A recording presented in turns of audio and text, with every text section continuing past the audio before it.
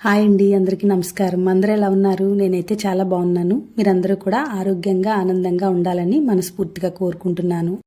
ఈరోజైతే చాలా tasty and quick easy recipe నాటుకోడి ఫ్రై ఎలా ప్రిపేర్ చేసుకోవాలో చేసి చూపిస్తాను. ఇప్పుడు అందరూ ఫారెన్ చికెన్ వదిలేసి కంట్రీ చికెన్ వెనక పడ్డారు కదండి.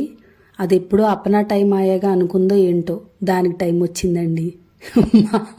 మా వారు కూడా అదే తీసుకొచ్చారు. దానిలోనే కొంచెం ఒక 1/2 kg తీసుకుని నేను ఫ్రై చేద్దామని ప్రిపేర్ చేస్తున్నాను. ముందుగా ఈ చికెన్ని పసుపు ఉప్పు వేసి శుభ్రంగా కడుక్కుని దీనిలో 1 స్పూన్ పసుపు, 1 స్పూన్ ఉప్పు, 1/2 స్పూన్ అల్లం వెల్లుల్లి పేస్ట్ వేసి మిక్స్ చేసుకుని పక్కన పెట్టుకోవాలి. ఎక్కువసేపు ఉంచక్కర్లేదండి, ఒక 10 నిమిషాలు అయితే సరిపోతుంది. ఈలోపు మనం ఫ్రైలోకి మసాలా ఫ్రై చేసుకుందాము.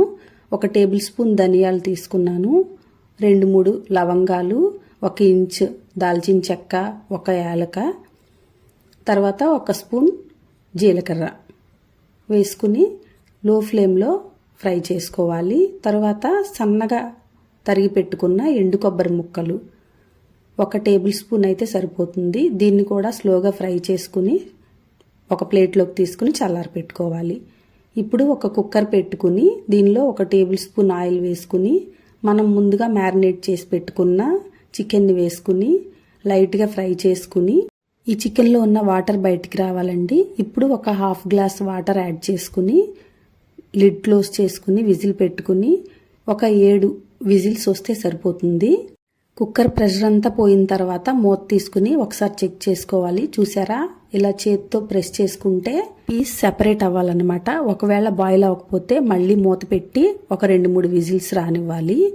ఇప్పుడు దాన్ని పక్కన పెట్టేసుకుని అడుగు మందంగా ఉన్న ఒక కడాయి పెట్టుకుని హీట్ అయిన తర్వాత ఆయిల్ వేసుకుని ఒక 2 పెద్ద ఉల్లిపాయల్ని కట్ చేసుకుని ఫ్రై చేసుకోవాలి. దాంట్లో అల్లం వెల్లుల్లి పేస్ట్ కూడా యాడ్ చేశానండి, ఈ క్లిప్ మిస్ అయింది.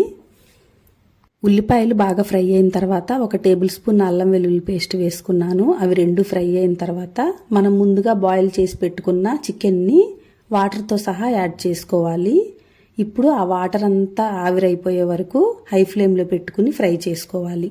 ఈ వాటర్ అంతా ఎవాపరేట్ అయిపోయిన తర్వాత 1 టీ స్పూన్ పసుపు వేసుకుని ఫ్రై చేసుకోవాలి. ఆ తర్వాత ఒక 2 టీ స్పూన్ల కారం కూడా యాడ్ చేసుకోవాలి.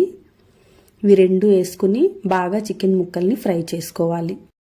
ఇలా ఫ్రై చేసుకున్న తర్వాత మనం ముందుగానే ఫ్రై చేసుకుని గ్రైండ్ చేసుకున్న మసాలా పౌడర్ని దీనిలో యాడ్ చేసుకుని దీన్ని కూడా ఫ్రై చేసుకోవాలి.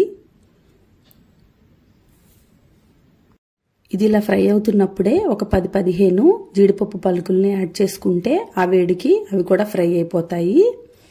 ఇంకా మన నాటుకోడి ఫ్రై రెడీ అయిపోయినట్లేనండి. కొత్తిమీర యాడ్ చేసుకుని స్టవ్ ఆఫ్ చేసుకోవటమే. అంతేనండి, మన స్పైసీ అండ్ టేస్టీ నాటుకోడి ఫ్రై రెడీ అయిపోయినట్లే. ఇది వేడివేడి అన్నంలో వేసుకుని కలుపుకుని తింటే చాలా బాగుంటుంది. దీనికి కాంబినేషన్గా రసం కూడా చాలా బాగుంటుంది. తప్పకుండా ఈ రెసిపీని మీరు ఒకసారి ట్రై చేయండి. మీకు నచ్చినట్లయితే లైక్ చేయండి, షేర్ చేయండి. పద్మజాస్ తెలుగింటి వంటలు ఛానల్కి సబ్స్క్రైబ్ చేసుకోండి. Thanks for watching.